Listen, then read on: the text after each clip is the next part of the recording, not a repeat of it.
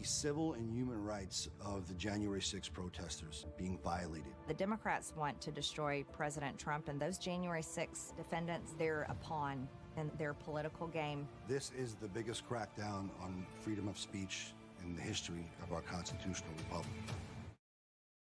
All right, welcome back to NEWSMAX's new documentary, Shame of the Nation, is a deep dive into the January 6th aftermath to accurately and fairly shed light on not just the day itself, and no mainstream Republicans have condoned that whatsoever, but the treatment of the protesters afterwards and the potential civil rights violations they faced in prison almost 2 years later. That's right, Carl. Here to discuss are two of the people behind that documentary, director and co-executive producer Jack Thomas Smith, and co-executive producer and host of the Indie Lounge, Mandy Del Rio. Good morning to you both. Jack, we want to start with you. What inspired you to try to tell this side of the story? A sequel to our first documentary, which NEWSMAX contracted us to do, called Day of Outrage.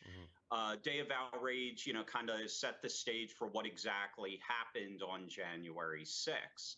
With Shame of a Nation, we do more of a deep dive into the civil rights violations of the J6 defendants and detainees. Their due process rights are being violated.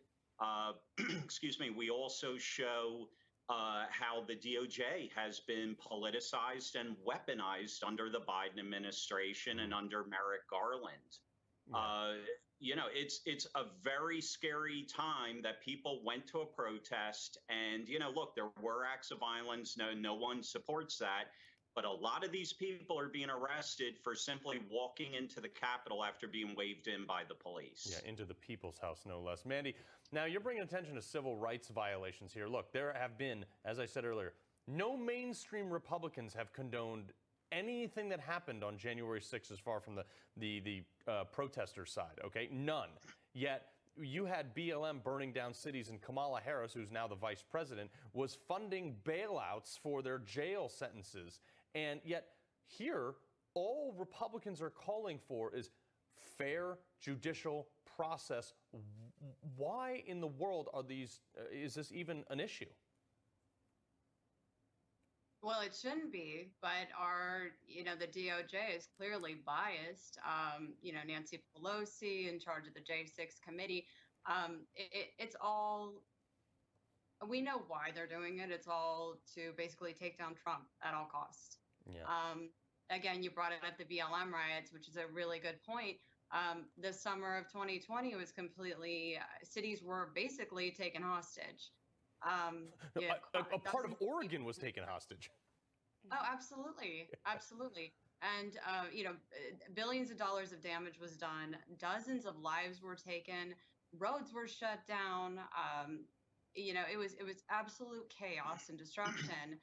But, we have the Democrats and the left and the DOJ, who's supposed to be unbiased, and they're clearly not, trying to paint a very small fraction. Keep in mind, January 6th was a small fraction of people, and it was just in a very contained area. It's not like people were shutting down freeways and bringing, threatening public safety, unlike the summer of 2020. And then even a smaller fraction actually went into the Capitol. And they're trying to basically throw everybody in the same category. Violent offenders, non-violent offenders, people who just went to the protest, who went to the rotunda, are actually being all called terrorists, domestic terrorists. So, and you're not advocating they be let out. You're letting the justice system simply rule on this as per due process. Exactly, and a right to speedy trial. And it's been, like you said, we're coming up on almost 2 years. Crazy town. Jack, as you guys went through this film, what kind of stories were you hearing from protesters when it comes to civil rights violations and how they're being treated? Well, we in the documentary, we interviewed Jerry Perna. Her nephew, Matt, he literally just walked into the Capitol. He was waved in by police. His aunt found out that he was on an FBI wanted list, so Matt turned himself in, cooperated with the FBI, and then what they kept doing was just piling on one charge after another. They kept delaying his hearing time after time after time. And that's the recurring theme here. They've been doing this to all the excuse me, not all, but to a lot of the J6ers.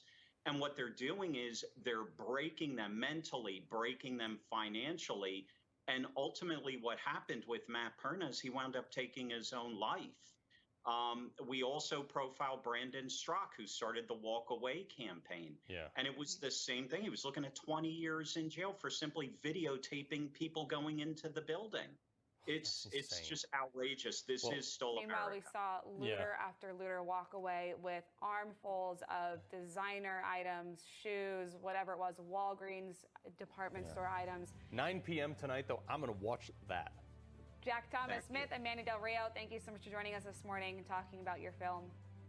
Thanks for having us. Thanks a lot, guys. And we still have more ahead on Wake Up America Weekend. Stay tuned.